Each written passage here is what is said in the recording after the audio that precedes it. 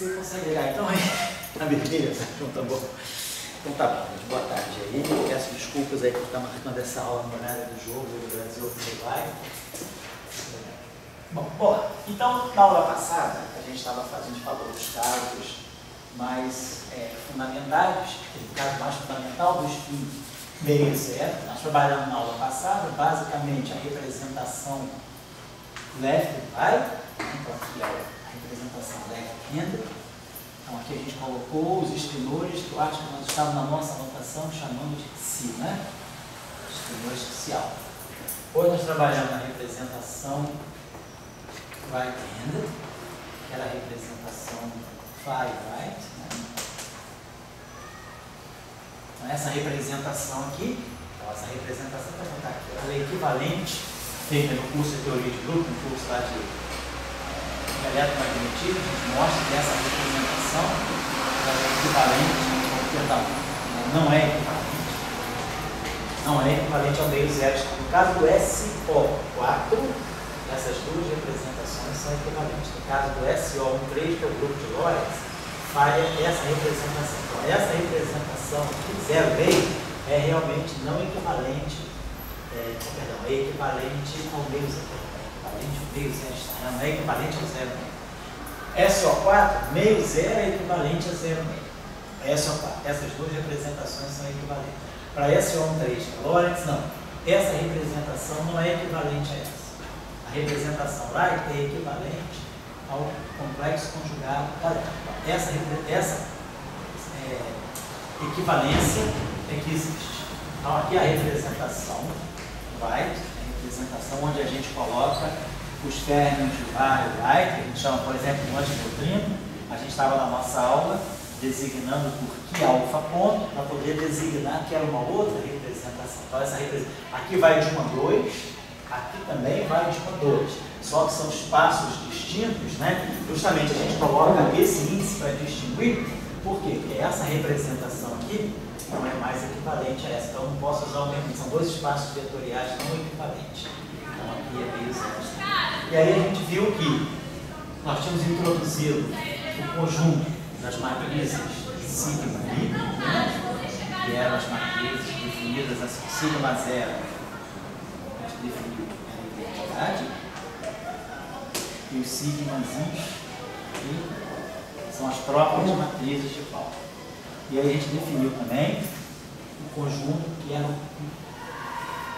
essa representação. Esse barrado aqui é só uma notação de um tio, um barrado, para designar que é um outro conjunto de matriz, não tem nenhuma. Não, isso aqui não é o complexo conjugado disso, não. Sigma barrado 0. Opa, já teve gol? Não é o hino nacional. Bom, né? Isso aí. Acho que é isso aí.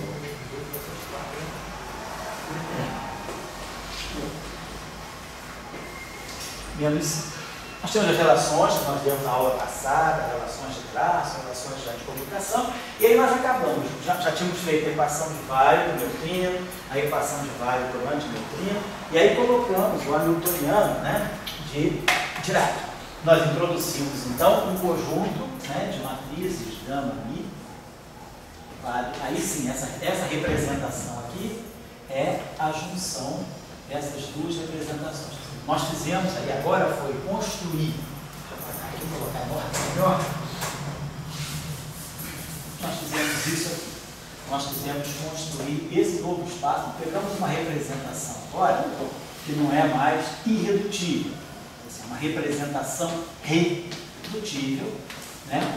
Ela é uma soma direta desses dois espaços. Então pegamos uma representação onde nós criamos um psi quadridimensional, né, em que esse primeiro espaço aqui trazia as duas componentes psi alfa e aqui trazia as duas componentes de alfa. Nós construímos assim essa representação.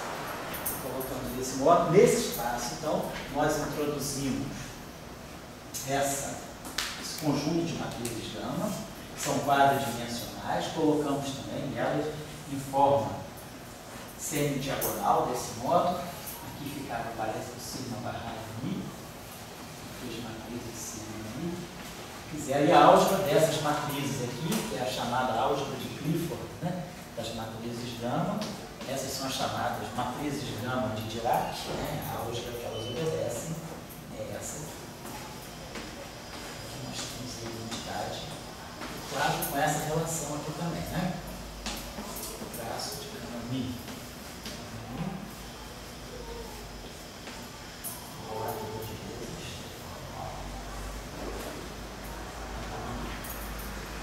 Quatro vezes, né? Tirar o traço dessa relação aqui, fica duas vezes, né? O traço vai quatro vezes, duas vezes aqui. Bom, então isso é importante. Aí daí a gente viu, bom, então a equação, a ação lagrangiana da equação de Dirac, nós vimos então na aula passada, que era esse aqui.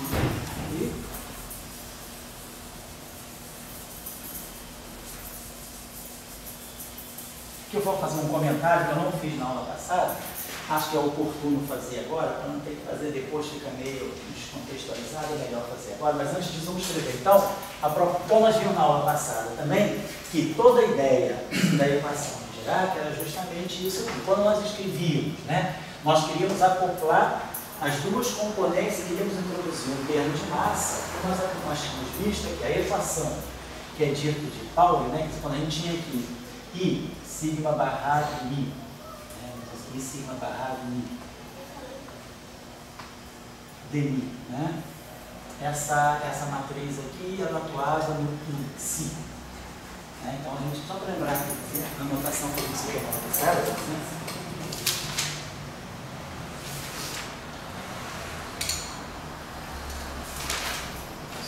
Assim, certo?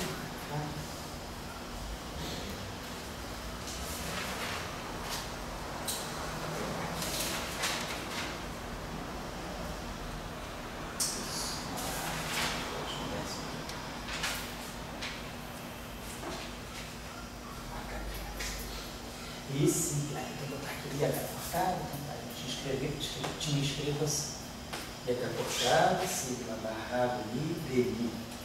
Essa aqui,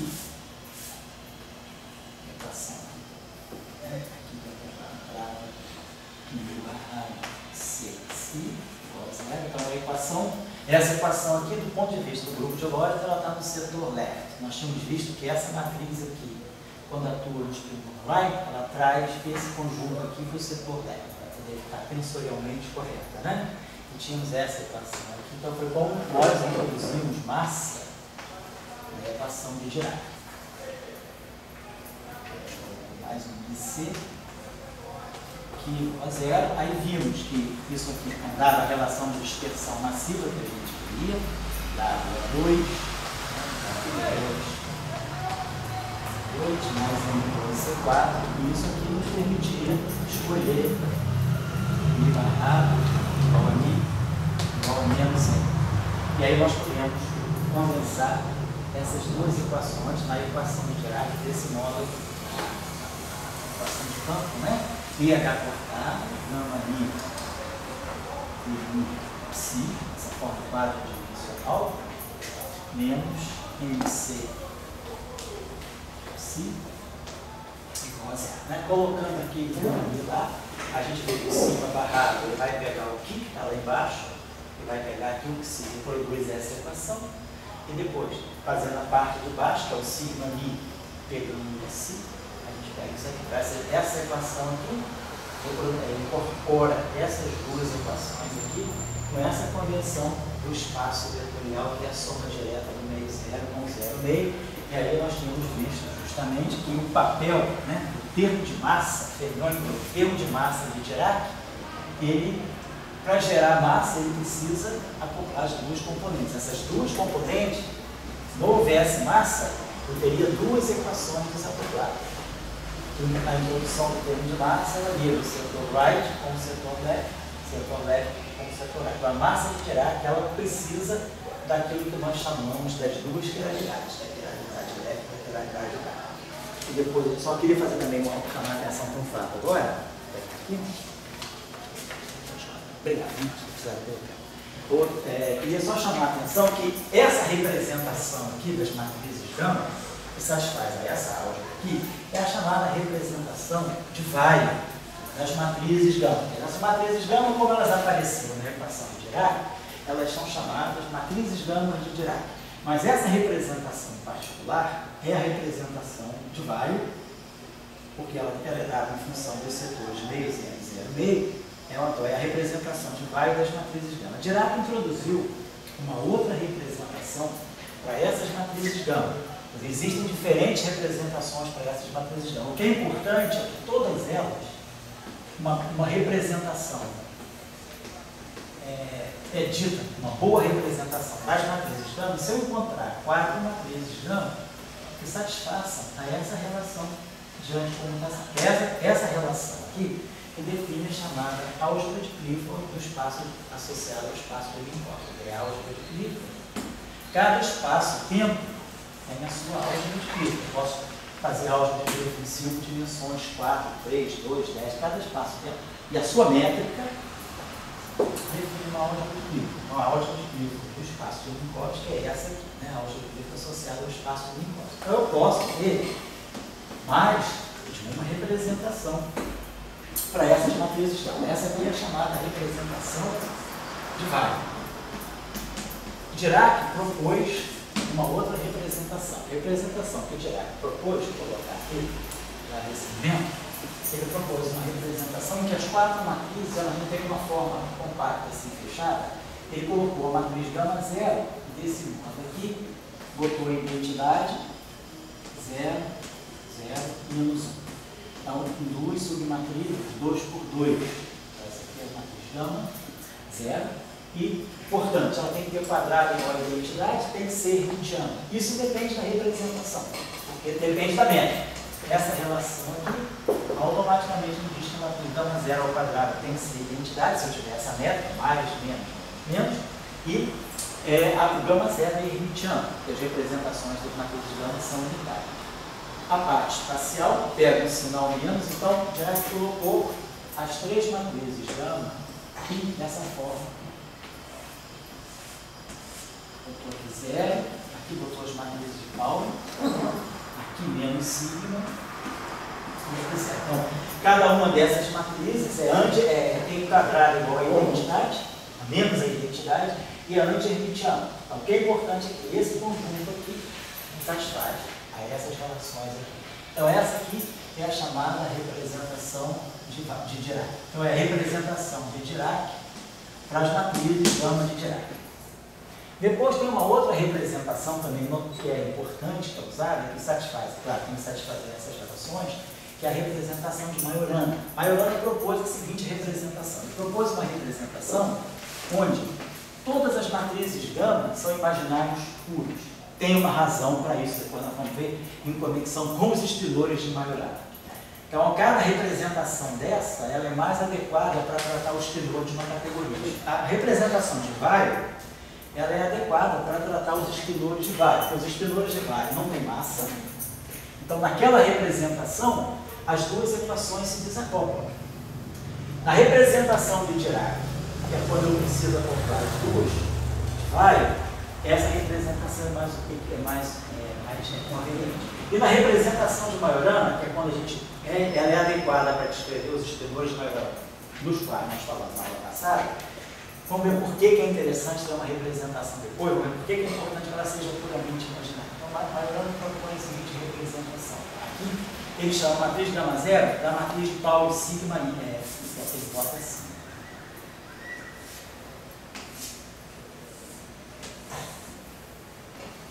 Sigma y, 0, 0, menos sigma. Então, essa matriz aqui é puramente imaginária, tem um quadrado igual à identidade e automaticamente hermitiana. A matriz gama 1,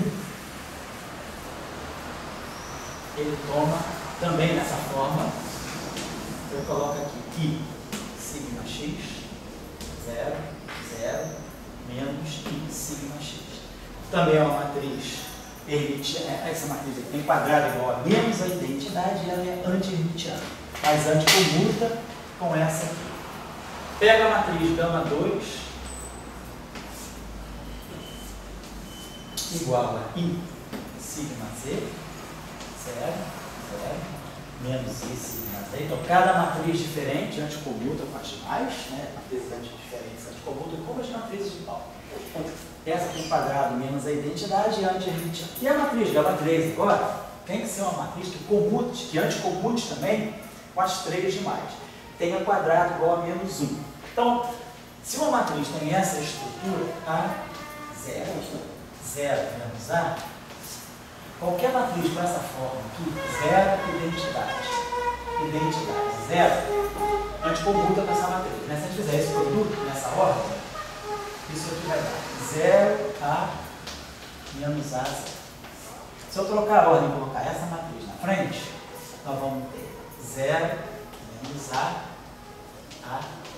Então, qualquer matriz com essa estrutura, anticomuta com uma matriz dessa estrutura. Então, as três primeiras têm aquela primeira estrutura. Então, o ideal seria colocar uma matriz com essa forma aqui. Mas ela tem que ter quadrado igual a menos a identidade. Então, é só colocar aqui, vocês colocam uma ideia aqui, foi colocar 0 e matriz identidade e matriz identidade 0. Então, essa matriz aqui, anticomuta com todas as demais, tem quadrado igual a menos 1 e anti-identidade.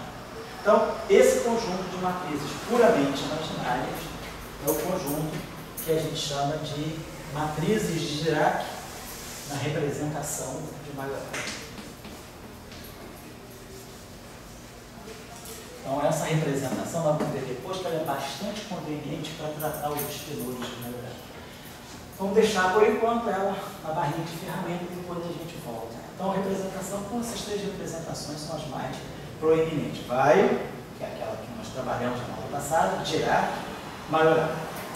Só chamar a atenção para o outro fato da aula passada, que é o fato da matriz de conjugação de carga.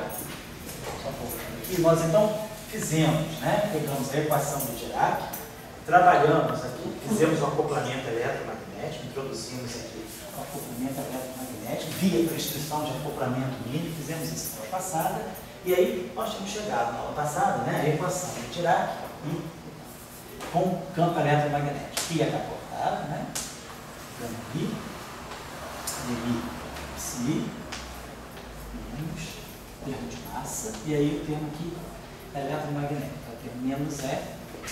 A gente tinha colocado os H cortados no lugar certo, você pode ver qual é o coeficiente que ficava na frente. Eu acho que tinha um H cortado, tinha só. Obrigado. Isso aqui.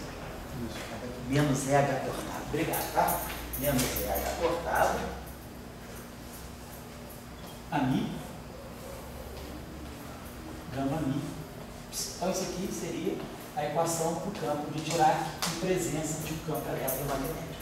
Aí fizemos, né? Mostramos que essa mesma equação pode ser usada para descrever um objeto com a mesma massa em carga oposta.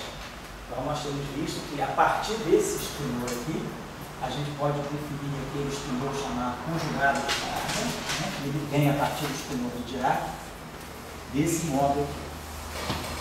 Lembrando que aqui é a oxidação ou oxibarrado gama zero, isso aqui é a mesma coisa que C, gama zero transposto, psi estar, e isso aqui, C, gama zero transposto, C, nós temos essa matriz C, ela satisfaz a essa relação aqui. C, gama zero transposto, C é menos 1, igual a menos gama zero.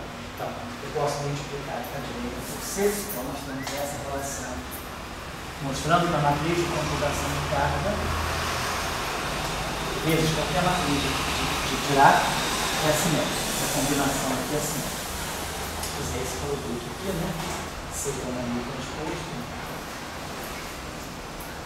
C gama mi transposto. Isso aqui é uma coisa aqui.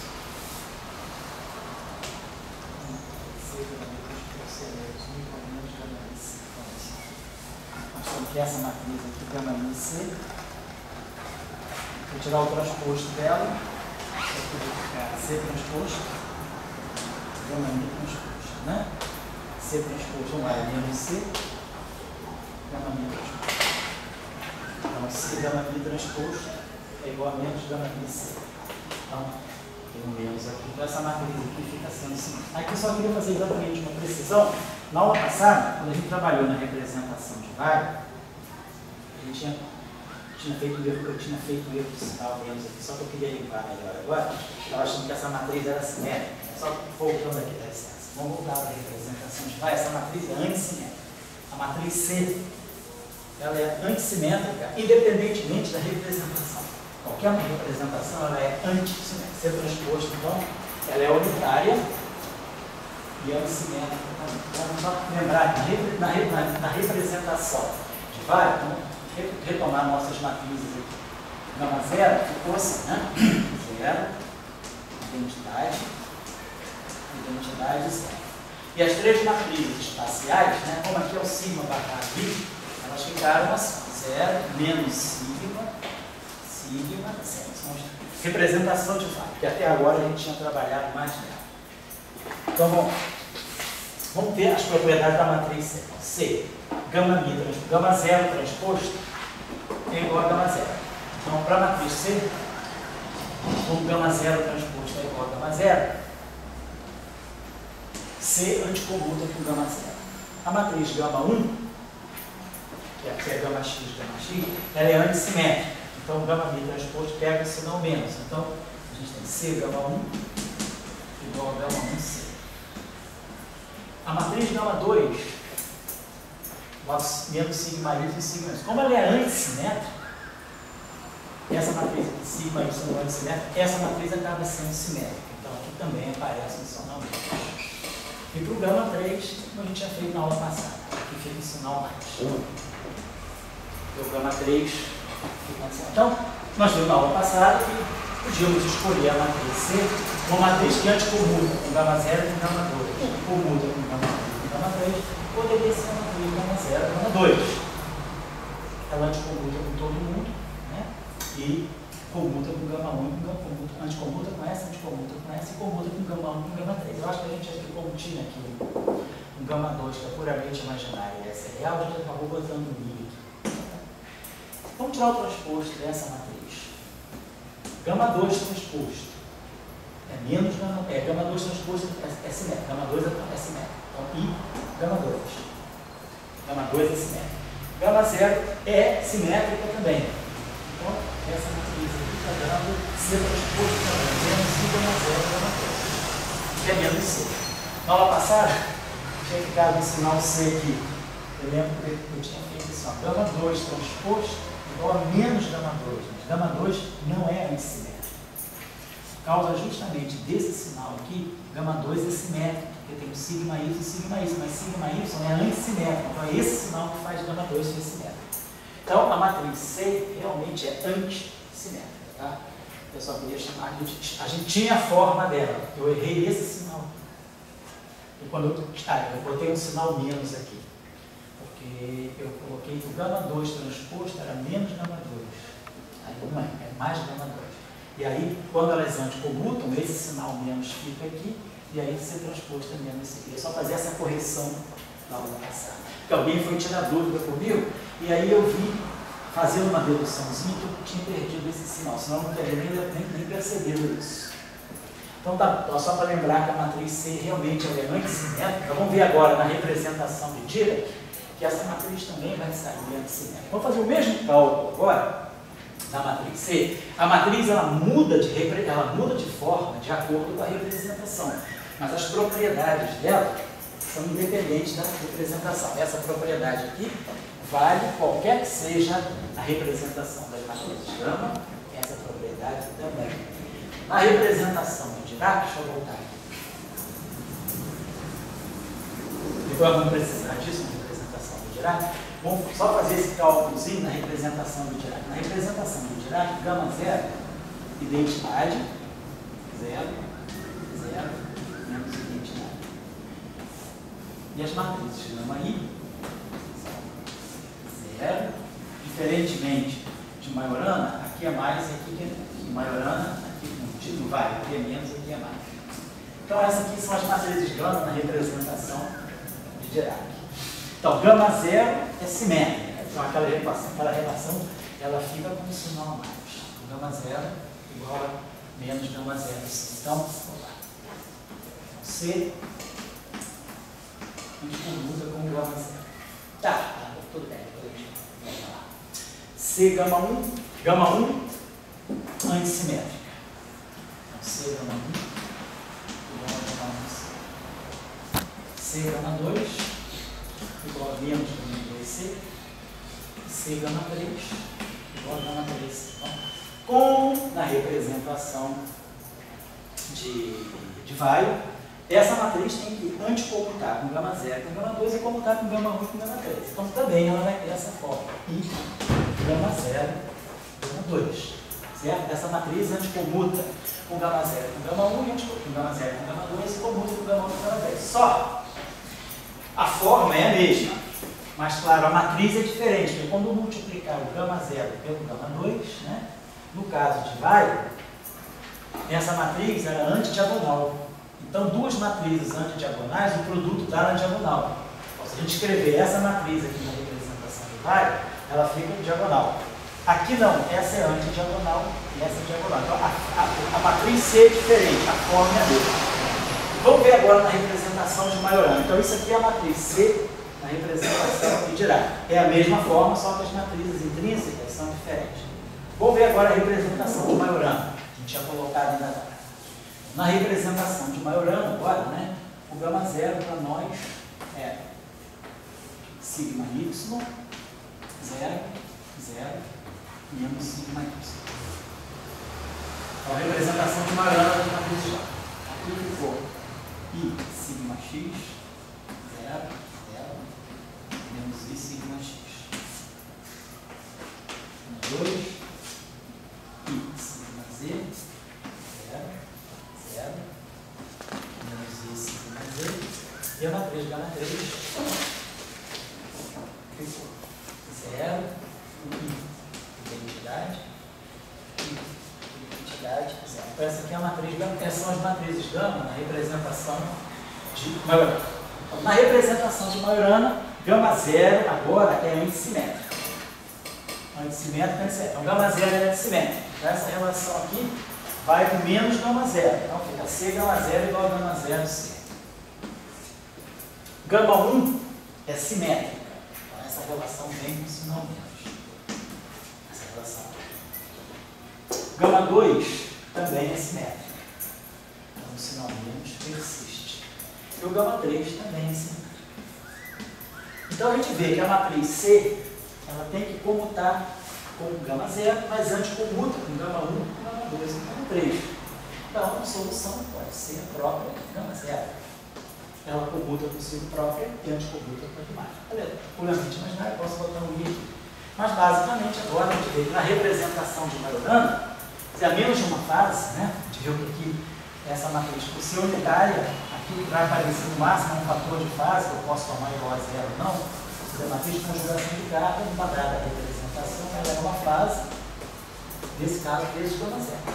De repente eu posso tomar essa fase, delta igual a 0, C igual a gama 0, C igual a menos gama 0, C igual a I gama 0, eu posso escolher depois. Basicamente, o que é importante é que ela é linear em gama 0. Então, na representação de Majorana, a matriz C mudou completamente de aspecto. Ela é o bloco da gama 0. Muito bem. Então, fazendo isso aí, a gente tinha chegado mais ou menos onde a gente parou na aula passada, discutindo um pouco a forma, né, dos figuras de Majorana. Vamos voltar aqui, então, uma outra coisinha. Vamos voltar então agora à expressão do Lagrangiano, só para a gente também, esse fato foi importante, que a gente colocou então, o Lagrangiano de Dirac, né, ele assumia essa forma aqui, então ele era Mi, H cortado, esse barrado, Mi, C, né? Isso aqui, vou tinha menos MC, esse barrado, C.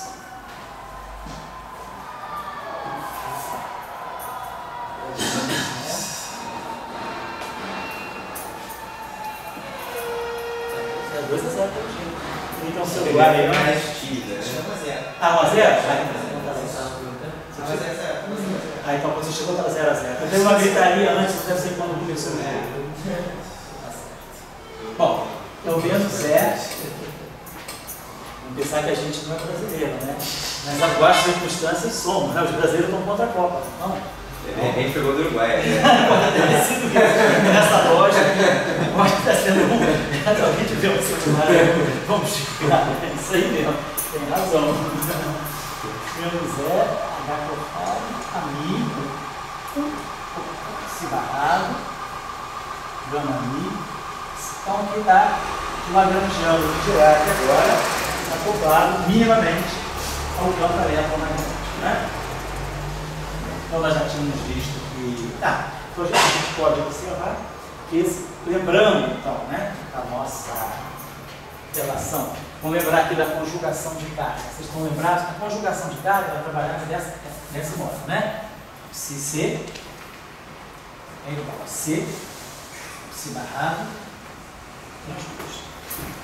Isso é a definição do conjugado de carga, onde a matriz C satisfaz aquelas propriedades. Vamos trabalhar uma relação aqui que é importante para a gente perceber também a invariância do Lagrangiano de Dirac sobre conjugação de carga. Vamos pegar essa combinação aqui, imaginar que eu peguei isso aqui. Si barrado, essa relação Si barrado, Si. Lembrar aqui uma coisa, que até agora não chamei a atenção. As equações fermiônicas, os campos fermiônicos clássicos, eu acho que eu tinha chamado a atenção de vocês sobre isso, os campos fermiônicos, tá? No caso, então, seriam, por exemplo, o férmio de Weyl, né? O férmio de Weyl e o próprio férmio de Majorana, férmio de Dirac, perdão. Qualquer spinor, qualquer campo fermiônico, mesmo clássico, ele tem uma álgebra que é distinta da álgebra dos campos de bosões. Eles são variáveis anticomutantes. São chamadas variáveis de Grassmann.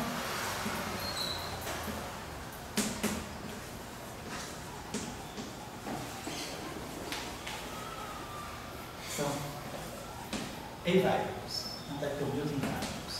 Essas variáveis anticomutantes elas têm essa propriedade. Sempre que um objeto psi tiver multiplicado por um outro objeto, se eles forem diferentes, esse objeto aqui é menos psi beta psi alfa. Então, são números que anticomutam. O produto das variáveis é anticomutativo. Se a variável for a mesma, claro, se eu tiver o mesmo índice, psi alfa ao quadrado, vai ser identicamente zero. Porque ele é um número que anticomuta consigo próprio. Então, essa é a característica dos campos fermiônicos, mesmo clássicos. Quando a gente falar de campo quântico, o campo fermiônico quântico ele vai ter que satisfazer a relação de anticomutação também. Só que a relação de anticomutação não é anticomutador sendo zero. Da mesma forma, como em mecânica quântica, uma coordenada de momento, uma coordenada de posição, com um momento canonicamente conjugado a ela, né? Da mesma forma que em mecânica quântica, essa grandeza aqui daria da quantidade delta de choques na mecânica quântica de partícula.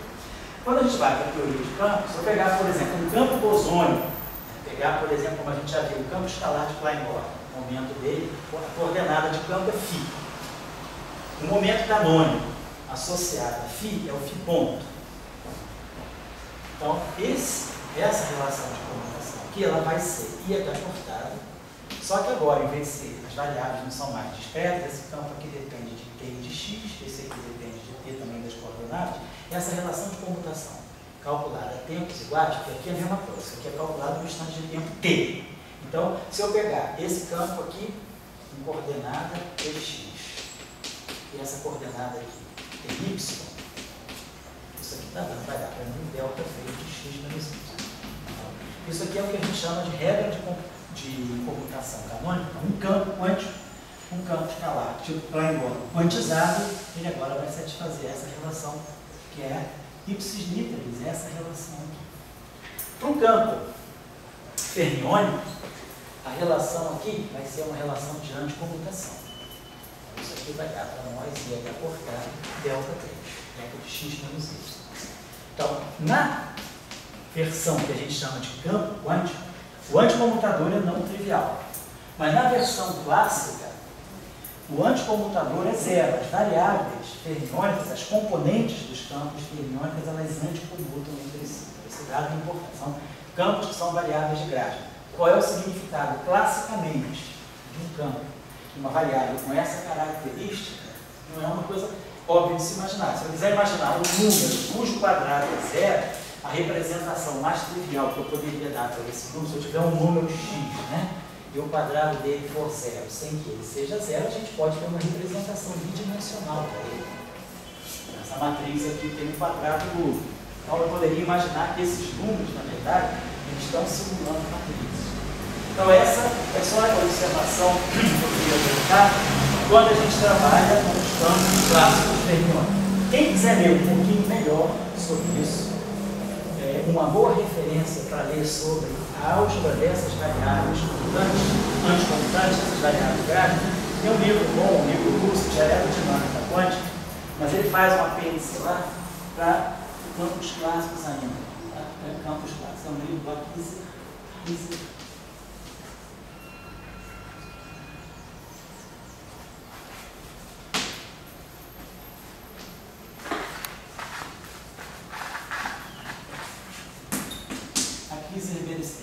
É um livro de Quantum Electrodynamics. Tem na nossa biblioteca um livro russo muito bom, Quantum Electrodynamics. Não é preciso estudar aerodinâmica quântica para isso, mas lá ele faz um apêndice muito bom sobre o que significam as variáveis de Grassmann, o que significa derivar, o que significa integrar. Lá ele mostra direitinho que derivar em relação a uma variável de Grassmann, uma variável que é anticomputante, é a mesma coisa que integrar. Essas duas operações são idênticas. Então, se eu integrar uma constante, dá zero. Se eu derivar uma constante, dá zero. Se eu derivar psi em relação a psi, dá 1. Se eu integrar d psi, psi também dá 1. Então, tem um cálculo especial feito para essas chamadas variáveis anticomputantes. Tá? Isso é importante na ótica quântica, o pessoal que trabalha na ótica quântica mexe com isso, matéria condensada também, de lá. Tem uma série de trabalhos interessantes sobre alguns sistemas de matéria condensada que apresentam evidência de uma estrutura supersimétrica, e aí trabalhar com essas variáveis é interessante. Só uma dúvida que surgiu, quando você mostrou que o psi ao quadrado é igual a zero, isso a gente tinha visto no contexto quântico, o pessoal até associar ao princípio da exclusão de Pauli. Isso, tenta botar mais de um cara no mesmo lugar, não pode. Aí, só que no contexto de campos clássicos, isso tem alguma interpretação? Não tem. Realmente... É uma álgebra que você tem que colocar nele para poder reproduzir algum tipo de, modelar algum tipo de coisa que você tem. Não tem um dimensionamento clássico para essas variáveis de Grassmann. Eu não estou associando partículas nesse campo, né? Eu estava vendo alguns trabalhos de acoplamento mínimo e lá cita bastante essa variável de Grassmann. Isso. Eu queria saber se tem alguma interpretação assim, pelo menos que dê fácil de entender assim, sobre essas variáveis de Grassmann. Ali naquele contexto do acoplamento, do magnético e tudo mais. Olha, assim, não tem. Por que a gente gostaria de colocar fermions como variável de Grassmann? A razão mais clara que eu poderia te dar seria o Rinaldi falou, o princípio da incerteza. Se você, classicamente, o que você imagina? Que quando você passa da teoria clássica para a teoria quântica, você substitui, na mecânica quântica, o que você tem é uma álgebra de relações de comutação canônica. Os comutadores entre variáveis e seus momentos correspondentes igual ia cortar. Né? Você tem comutadores. Quando você vai para a versão segundo quantizada, você coloca esses computadores como sendo não triviais, como eu coloquei, que a gente chama de segunda quantização. Bom, na quantização, para poder compreender a quantização de Fermi-Dirac, que é o princípio da exclusão, você precisa construir funções de onda que sejam anticomputantes. Dentro do formalismo da teoria quântica de campo, para você poder associar o princípio da exclusão a variáveis fermiônicas, você precisa introduzir na regra de quantização dos campos fermiônicos que eles não mais satisfaçam relações de comutação, mas as relações de anticomutação. Então, o que você imagina é que se você pegar, por exemplo, um campo que vai descrever, na matéria condensada mesmo, campo que vai descrever o elétron, pegar um campo, não relativístico, um campo psi, um espinor bidimensional, um espinor de SO3. Nós estamos falando de SO3. Pegando um espinor de SO3, então o campo, a variável de campo, em px. Quando você vai para a segunda quantidade, fazer esse campo agora vai virar um campo quântico. Então você vai, para poder satisfazer o princípio da incerteza, é preciso que esse campo, com o seu momento canônico associado, quer dizer, esse psi beta aqui, seria dl de psi alfa, está pegando o momento canônico associado a essa coordenada de campo. Da mesma forma que você tem Q, dl, que é o ponto que faz o papel do T. Para que você possa compatibilizar a adoção de um campo quântico com o princípio da incerteza, você precisa impor aqui uma relação de anticommutação a tempos iguais. Esse campo aqui em Tx, essa coordenada aqui de momento canônico associado a esse campo no mesmo instante de tempo, porém, enquanto y, essa relação aqui vai dar para nós isso aqui, que é H cortado, que é o que simula para nós, né, o QP igual a H cortado delta J.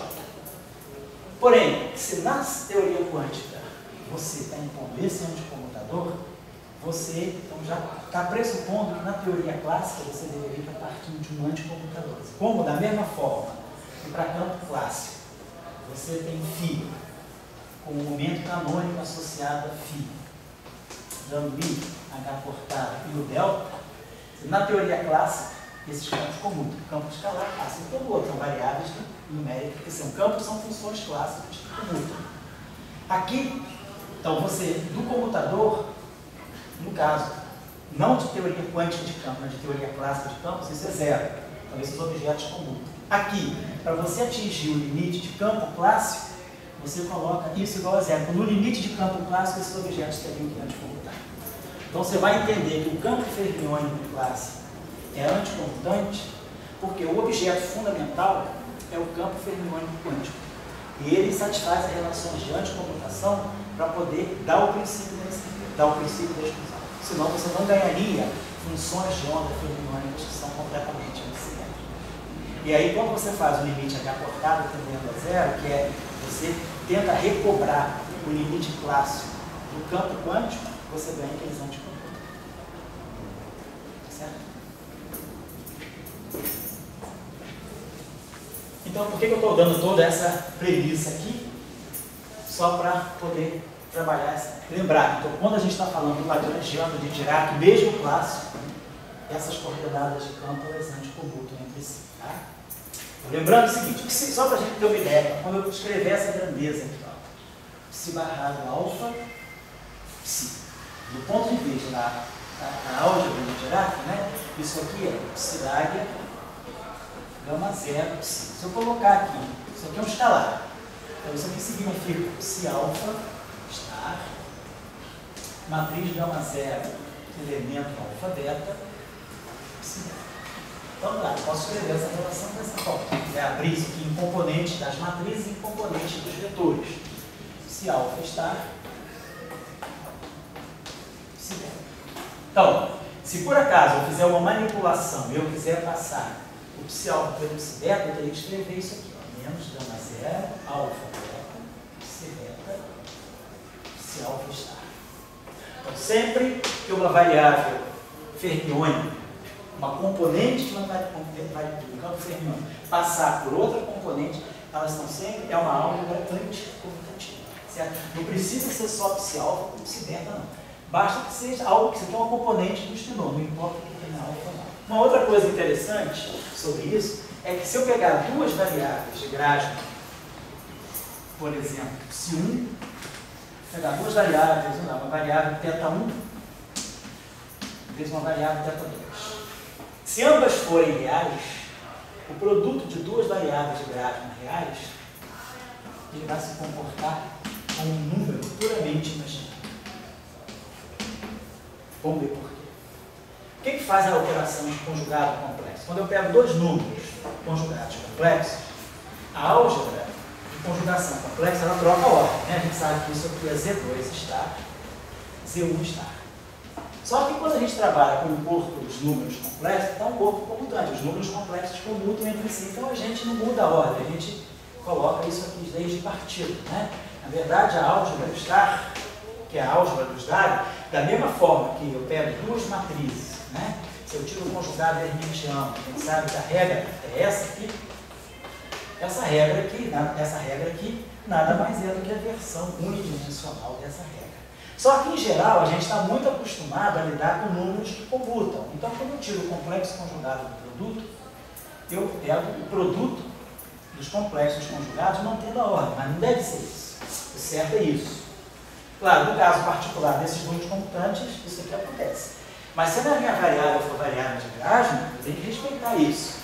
Então, o conjugado complexo disso aqui, na verdade, é θ2, está? θ1 está. Mas se essas variáveis são reais, então isso aqui dá θ2, θ1. Mas se eu quiser recobrar a ordem, eu tenho que trocar aqui θ1 por θ2. Então, se eu tiver duas variáveis grassmannianas reais, o produto delas se comporta como sendo um puro imaginário. Então, para esse número aqui ser real, eu preciso colocar o i. Agora sim, se essas variáveis fossem comutantes, esse número seria puramente imaginário. Sendo anticomutante, sendo variável de Grassmann, esse produto aqui é real. Claro, só chamar a atenção desses detalhes para você.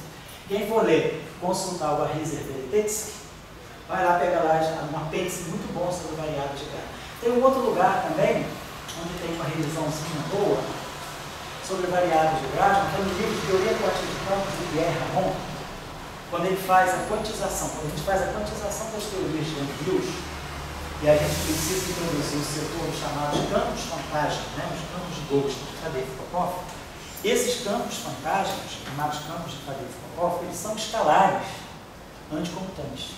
Não são escalares comutantes. Eu preciso introduzir um conjunto de campos escalares que anticomutam entre si. E aí o Pierre Ramon, lá nesse capítulo, ele faz uma breve revisãozinha do que é integrado, que é tirar um determinante de uma matriz com entradas grassmannianas. Então, quem quiser dar uma olhada também sobre alguns aspectos fundamentais das álgebras de Grassmann, né? Além daquele livro que eu citei, vocês podem pegar o livro do Pierre Ramon.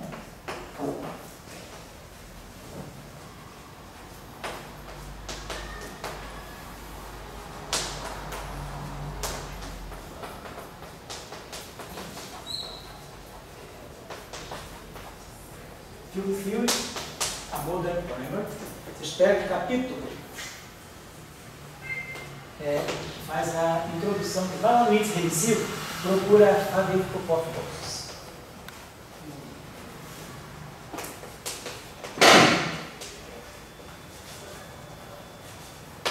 No capítulo em que ele introduz os chamados campos de Faddeev-Popov, para poder fazer a quantização de Yang-Mills, ele chama atenção sobre essas variáveis de Grassmann, porque os campos de Faddeev-Popov, esses campos de Gauss, são variáveis anticomutantes. Então, tá dado o recado. Quem quiser também, tem um capítulo de tese do Leonardo Hospedal, ele fez a tese da mecânica quântica supersimétrica, a tese dele está na rede, está no, como é que é, no CBPF Index. Quem quiser pegar, pode pegar a tese do Léo. A tese dele foi... Vocês podem achar lá no CBPF Index, que ele faz uma revisão bastante boa disso também. Como é uma dissertação de mestrado, ele apurou para fazer uma coisa até de caráter até pedagógico no CBPF Index.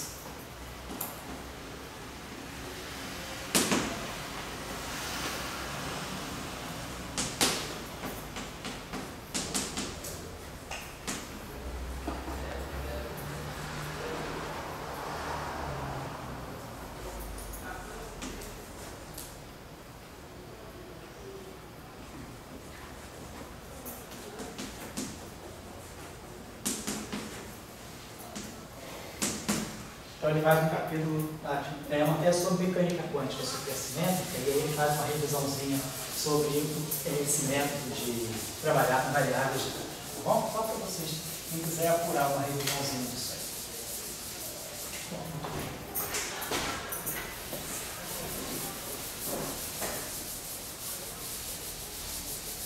A dissertação dele foi agora, já foi abril.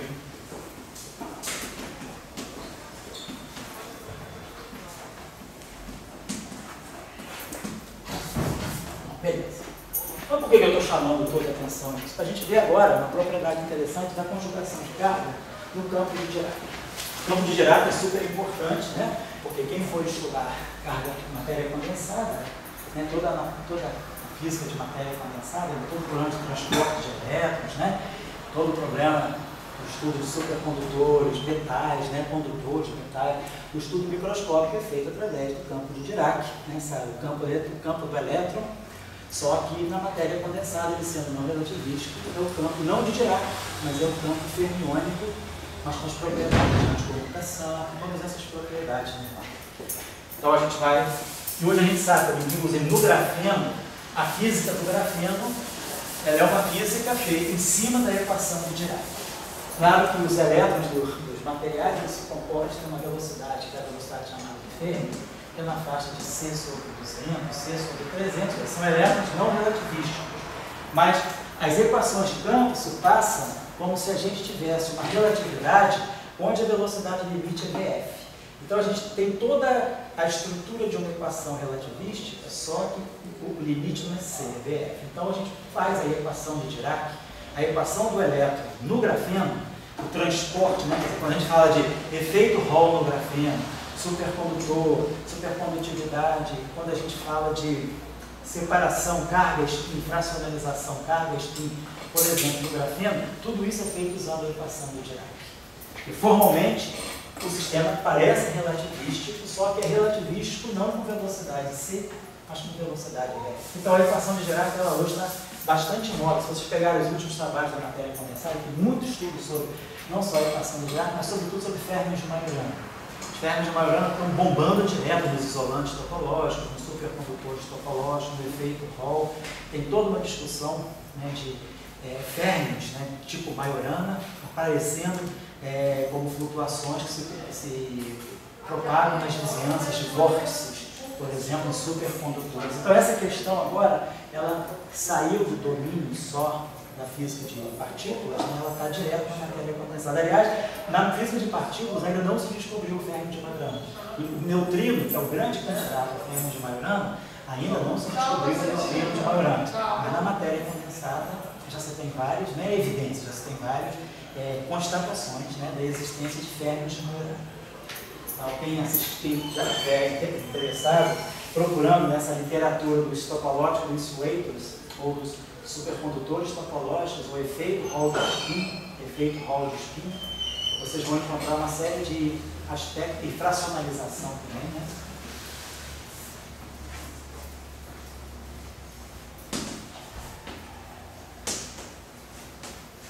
Esse splitting entre carga e spin, né, na matéria condensada também, a carga e o spin do elétron se separam, todos esses fenômenos estão ligados à existência de campos de fermions de Majorana. Então vamos tentar trabalhar bem essas ideias de fermions de Majorana aqui também, porque na matéria condensada isso hoje é importante. Professor, Foi não, Fluminense. eu me interessei quando o senhor disse que a velocidade de Fermi é o limite relativístico, no caso do grafeno. Seria como se fosse, você teria toda, é como se você escrevesse uma relatividade substituindo C por VF. Mas isso é como se fosse uma modelagem do sistema? É uma modelagem do sistema. Não tem um princípio. Você pode ajudar a buscar. Eu acho que isso é uma coisa importante. Não, está se tentando buscar um princípio por trás disso. Certo? Mas é interessante, tá bom? Então vamos lá. Então, a gente tem a equação do lagrangiano de Dirac acoplado minimamente ao campo eletromagnético. O campo eletromagnético é um campo externo. Não tem nenhuma propagação, não tem nenhuma dinâmica para ele aqui. Ele é um campo dado. Eu coloquei, tem um sistema de elétrons, joguei um campo eletromagnético ali. O campo eletromagnético eu estou dando, ele é um fundo, ele é um background, ele não é um campo dinâmico. Eu não estou determinando, não estou tirando equações de Maxwell aqui. Na próxima. Depois do intervalo, vamos começar a colocar a equação de Maxwell aqui dentro também. Bom, então isso aqui é essa conjugação de carga. Vamos fazer a seguinte operação. Vamos pegar esse objeto aqui. Se barrado, do ponto de vista da álgebra espinorial, isso não é um vetor, é um número. Né? Eu tenho um espinor, se barrado, né? Esse espinor aqui, é o espinor linha. Se barrado, para nós, é isso aqui. É o Psi-Dagger gama zero. Então, por exemplo, se eu estiver falando disso aí na representação de Dirac, se eu quiser olhar para isso aqui na representação de Dirac, quem é Psi barrado? Psi barrado vai ser Psi1 estar,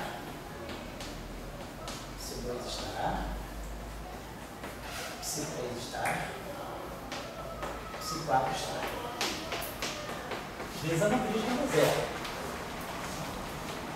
Identidade, 0, 0, menos identidade. Se fosse na representação de Weber, eu vou botar 0, 1, 1, 0. Se fosse na representação de Majorana, era sigma y, 0, 0, 1, sigma. Vamos fazer na representação de Dirac, que é a representação mais usada quando a gente fala do Lagrange do campo de Dirac. Então, essa relação aqui ela vai me dar Psi1 estar, Psi2 estar, menos Psi3 estar, menos Psi4 estar. Então, essa grandeza aqui, ela é módulo de Psi1 ao quadrado, mais módulo de Psi2 ao quadrado, menos módulo de Psi3 ao quadrado, menos módulo de Psi4 ao quadrado. Diferentemente, essa grandeza aqui. Essa grandeza aqui é a soma dos quadrados. É módulo, é Psi estar, Psi. Psi alfa estar, Psi alfa. Então é a soma dos quatro. Essa grandeza aqui, então, ela é não negativa. Essa grandeza aqui não. Ela pode ser positiva, pode ser negativa, pode ser zero. Ela não tem uma positividade definida porque ela tem aqueles dois sinais menos indefinidos, né? Mas essa grandeza aqui, isso aqui é o invariante relativístico. Isso aqui é invariante Lorentz, está mostrado aí no curso. Se eu fizer uma transformação de Lorentz, né? Então, a gente viu na aula passada, eu mostrei por que isso é invariante de Lorentz, assumindo, né? Supondo que a gente conhece as aulas sobre o grupo de Lorentz. Então, isso aqui é igual a fizer uma transformação de Lorentz, eu ganho isso. Ao passo que aqui, se eu fizer uma transformação de Lorentz, em geral, essa grandeza não é independente do observador. Essa grandeza não é uma escalar de Lorentz, a primeira é, mas a primeira não positiva definida. Essa grandeza aqui não sabemos, ela é invariante SO3. Por quê? Porque as transformações de SO3 no espaço exponencial são SO2, e SO2 é unitário. Ao passo que aqui não. O grupo, essa transformação, esse espaço, esse grupo de Lorentz é não compacto, então ele não pode ter representação unitária de dimensão finita. Então a quebra da unitariedade das transformações de Lorentz é que faz com que essa grandeza aí não seja positiva, que essa grandeza aqui seja invariante de Lorentz e essa aqui não.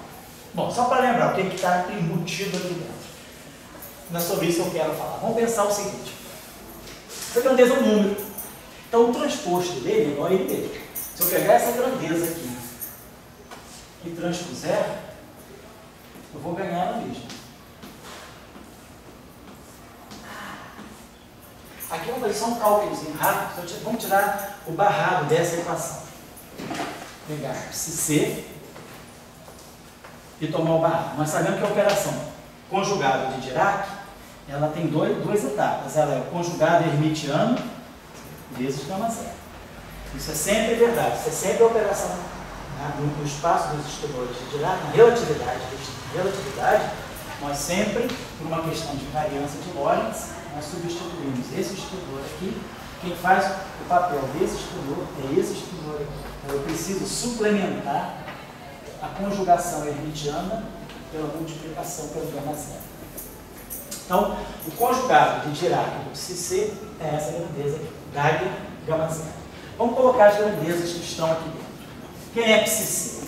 Psi-C é C, Psi barrado, transposto, Dagger, gama zero.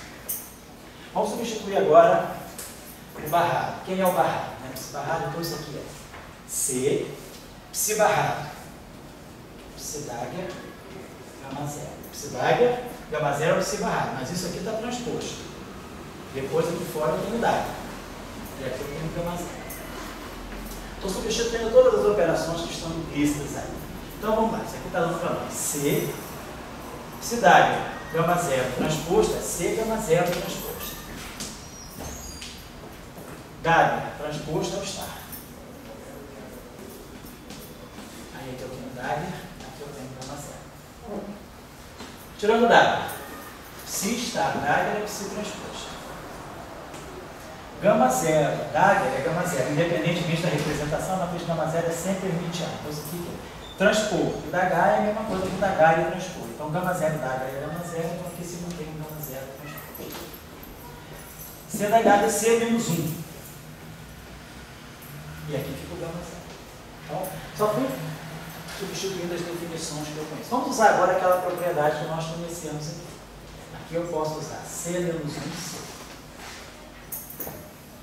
C, gama zero transposto, C menos 1 é menos gama zero.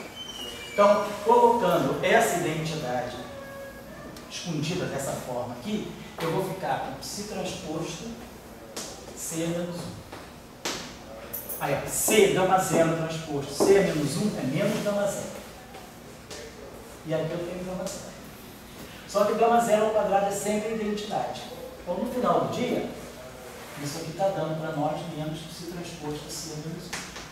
Então, a gente pode sempre escrever já isso aqui também. Que o barrado conjugado de Dirac do conjugado de carga é menos psi transposto C menos 1. Vou guardar essa relação assim para a gente também.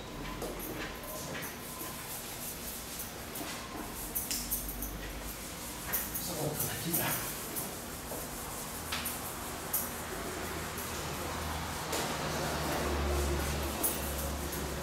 Então vamos lá. Então nós estávamos fazendo essa exploraçãozinha sobre essa grandeza aqui. Psi barrado, psi, vamos tirar o transposto dela. Por ela ser um número, no final do dia, isso aqui é igual a 1. Porém, o que é a operação de transposição? Isso aqui, esse objeto aqui é o seguinte, é um espinor, psi barrado alfa, psi alfa. Transpor significa o quê? Colocar esse na frente desse. Então, isso transpor muda. Ou seja, isso aqui é a mesma coisa que menos psi transposto, psi barrado transposto. Certo? Então, isso aqui é uma identidade, porque isso aqui é um número. Transpor o número é obter ele mesmo. Mas se eu for usar agora as regras de transposição, eu coloco essa matriz na frente dessa. Só troco a ordem ali. Então, isso aqui é menos psi transposto, psi barra transposto. Agora, eu posso injetar aqui um C menos 1 em C. Então, menos psi transposto C menos 1 é o próprio psi C barrado. E psi barrado transposto é psi C. Isso posso até colocar dois espinores distintos, se eu quiser. Posso até colocar aqui um espinor aqui. Então, aqui vai ficar menos. Então, quando eu trocar. Então, quando eu tenho uma grandeza que é um bilinear fermiônico desse tipo, eu posso mostrar sempre que psi barrado aqui é a mesma coisa que o conjugado de carga do segundo vezes o conjugado de carga do primeiro. Então, essa expressão, agora foi crucial aqui nós usarmos o fato de que esses números aqui são anticomutantes. Então, essa expressão aqui, ela é simétrica na troca. Psi barrado, psi é a ordem trocada dos conjugados de carga. Vamos fazer a mesma coisa para o gama mi. Vamos supor que eu tivesse essa expressão aqui. Psi barrado, gama mi. Da mesma forma, essa expressão, do ponto de vista espinorial, ela é um número. Na verdade, são 4 números, são 4 componentes. Essa expressão vale para gama 0, para gama 1, para gama 2, para gama 3. Para cada gama em particular, o que eu tenho é um espinor linha, uma matriz e um espinor coluna. Então, um espinor linha, uma matriz, um espinor coluna, no final do dia, eu dá um número. É um número para cada componente. Um número para gama 0, então isso aqui, na verdade, se comporta como um quadro vetor, 4 componentes. Lá no curso também, no curso de eletromagnetismo, a gente demonstra que essa grandeza ali se transforma exatamente, vamos ver hoje, vamos recapitular isso, como um vetor do grupo de Lorentz, como um quadro vetor. Bom, como isso aqui, então, para cada gama mi separadamente se comporta como um número, o transposto dele é ele mesmo. Então, isso aqui é a mesma coisa que você separado, gama mi. Eu tirei o transposto de um número, obtenho ele próprio. Usando as regras da transposição, eu vou ter que passar esse espinor por ele. Então, lembrando que eles são variáveis de Grasman, essa expressão vai ficar menos que transposto, gama mi transposto, psi barrado transposto. Aí aqui a gente começa agora a injetar C menos 1, C. C menos 1. Então, menos que transposto C menos 1 é o que conjugado de carga conjugado de Dirac. C gama mi transposto C menos 1 é menos gama mi. E C psi barrado transposto é o conjugado de Dirac. Então, para conjugação de carga, essa é a grandeza aqui. Se eu tirar o conjugado de carga dessa grandeza, várias psi aqui, por exemplo, que psi, então basta que sejam dois espinhos. O conjugado de carga dessa grandeza é menos essa grandeza. Claro que se eu estiver usando o mesmo psi, né, aqui, né, então isso aqui, o mesmo um único férmio, isso aqui seria a mesma grandeza, a mesma relação seria válida.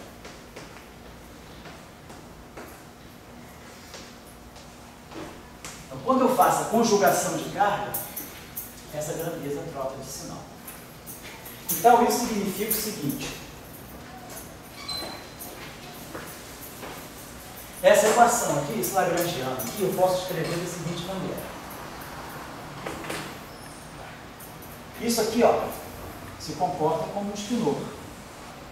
Isso aqui é um outro espinor. E tem um gama mi aqui. Então, nada me impede de escrever essa relação usando essa regra aqui. Isso aqui é um espinor, não importa que esse espinor tenha uma derivada. A derivada é completamente inócua desse processo, porque esse é um processo meramente no espaço das matrizes gama. O espaço é um processo meramente espinorial.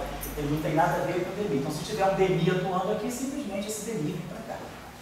Esse vem para cá. Então, essa equação aqui, ela, por causa desse gama mi, ela vai ficar assim, ó, menos i h cortado demi psi c barrado gama mi. Esse carinha vem para cá como psi c.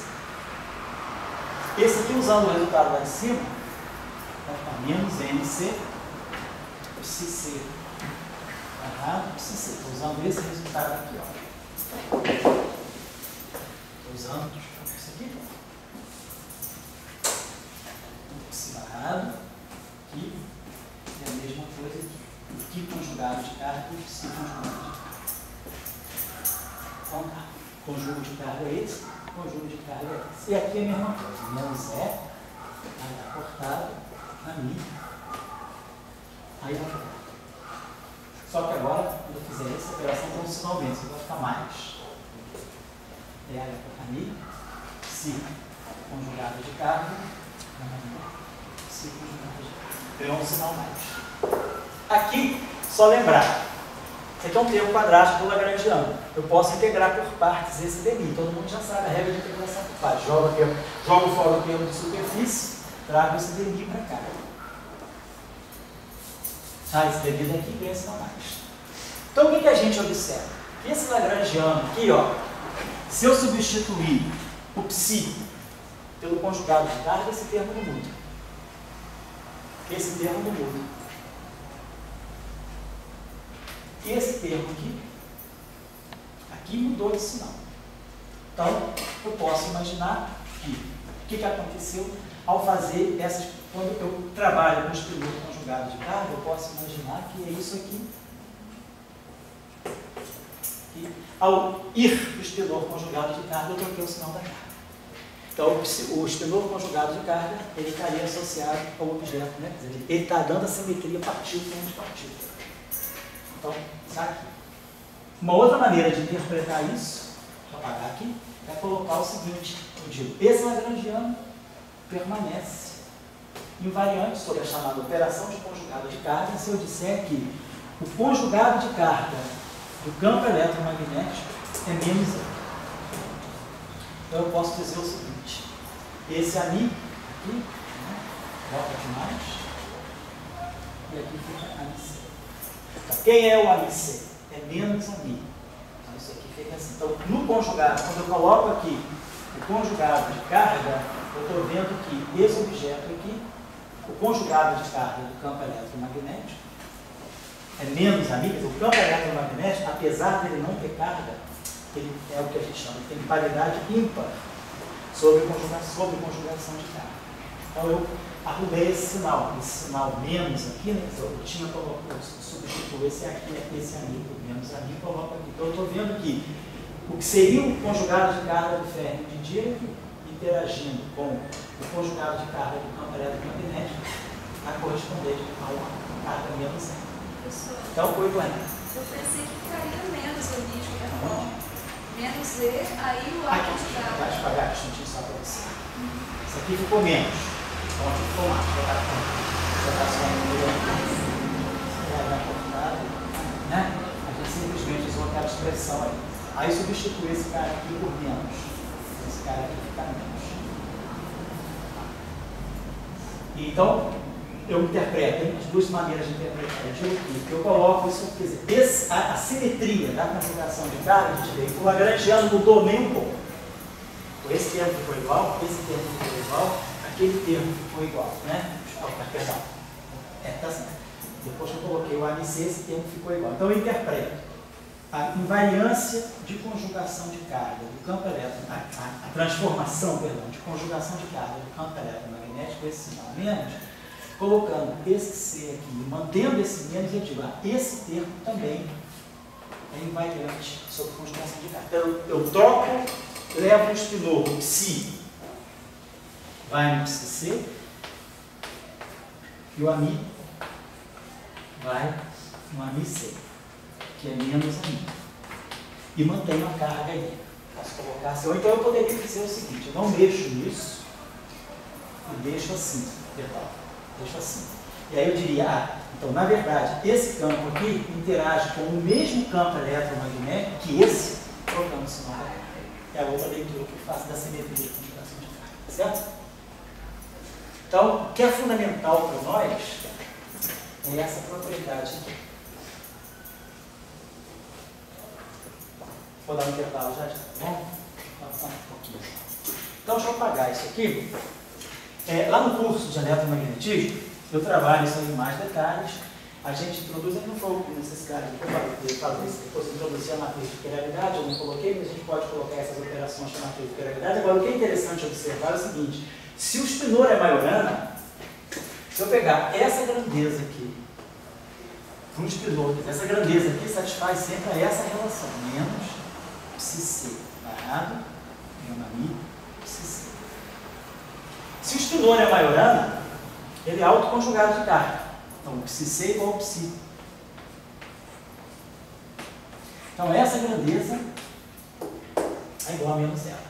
Então, para um spinor de Majorana, se o spinor psi for Majorana, essa grandeza aqui é identicamente não. E, perdão?